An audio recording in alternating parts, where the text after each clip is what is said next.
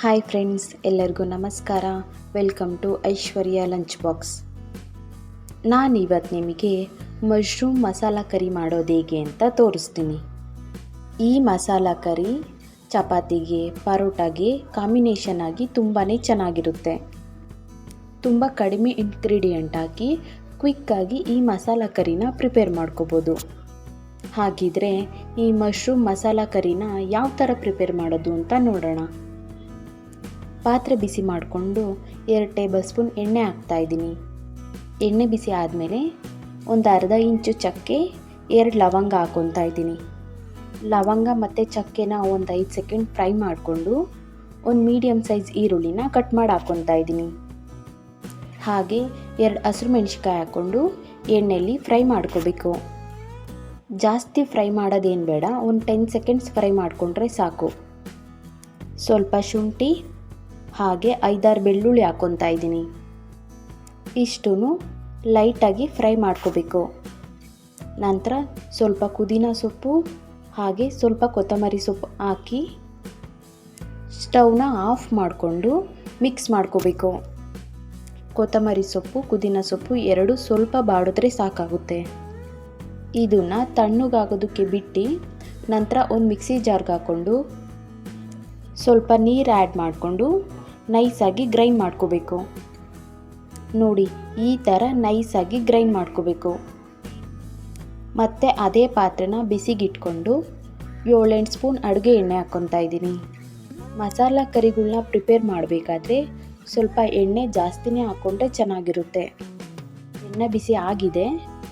1 table spoon ಜೀರಿಗೆ ಹಾಕ್ಕೊತಾ ಇದ್ದೀನಿ. ಜೀರಿಗೆ ಸಿಡಿದಾದ್ಮೇಲೆ ಒಂದು ಮೀಡಿಯಮ್ ಸೈಜ್ ಈರುಳ್ಳಿನ ಕಟ್ ಮಾಡಿ ಹಾಕ್ಕೊಂಡು ಸ್ವಲ್ಪ ಕಲರ್ ಚೇಂಜ್ ಆಗೋವರೆಗೂ ಫ್ರೈ ಮಾಡ್ಕೋಬೇಕು. ಈರುಳ್ಳಿ ಫ್ರೈ ಆಗಿದೆ. ಇವಾಗ ಏನು ಮಸಾಲೆ ಪ್ರಿಪೇರ್ ಮಾಡ್ಕೊಂಡಿದ್ವಲ್ಲ ಆ ಮಸಾಲೆನ ಹಾಕ್ಕೋಬೇಕು.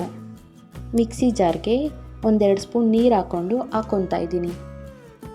ಮಸಾಲೆನೆಲ್ಲ ಮಿಕ್ಸ್ ಮಾಡಿಕೊಂಡು ಹಸಿ ಸ್ಮೆಲ್ ಹೋಗೋವರೆಗೂ 1-2 ನಿಮಿಷ ಕುದಿಸ್ಕೋಬೇಕು. ಮಸಾಲೆ ಲೈಟಾಗಿ ಎಣ್ಣೆ ಬಿಡೋದಕ್ಕೆ ಸ್ಟಾರ್ಟ್ ಆಗಿದೆ.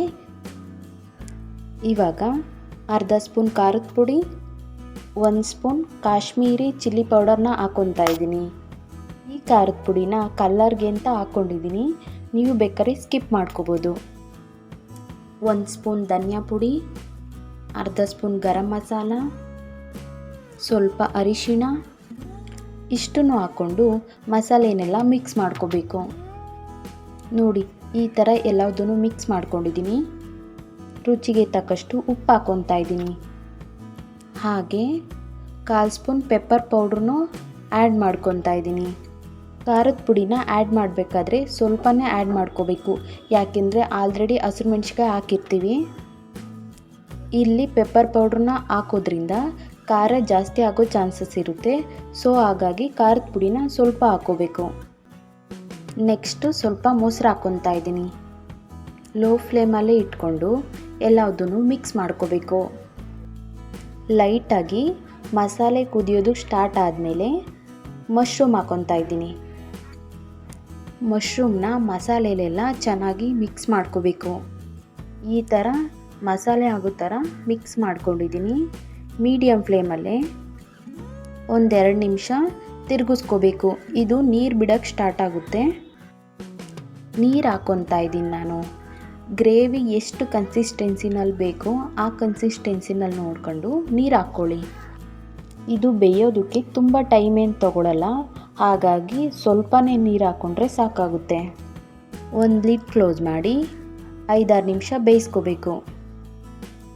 ಮಧ್ಯ ಮಧ್ಯ ಓಪನ್ ಮಾಡಿ 1-2-3 ಸಾರಿ ತಿರುಗಿಸ್ಕೊಂಡು ಬೇಯಿಸ್ಕೋಬೇಕು. ನೋಡಿ, ಫೈನಲ್ಲಾಗಿ ಈ ಥರ ಮಶ್ರೂಮ್ ಮಸಾಲ ಕರಿ ರೆಡಿಯಾಗಿರುತ್ತೆ. ಮಶ್ರೂಮ್ ಐಟಮ್ನ ಹೋಟೆಲಲ್ಲಿ ಲೈಕ್ ಮಾಡಿ ತಿನ್ನೋರು ಈ ಥರ ಹೆಲ್ತಿಯಾಗಿ ಮನೆಯಲ್ಲೇ ಮಾಡ್ಕೊಂಡು ತಿನ್ನಿ, ಟೇಸ್ಟ್ ತುಂಬಾ ಚೆನ್ನಾಗಿರುತ್ತೆ.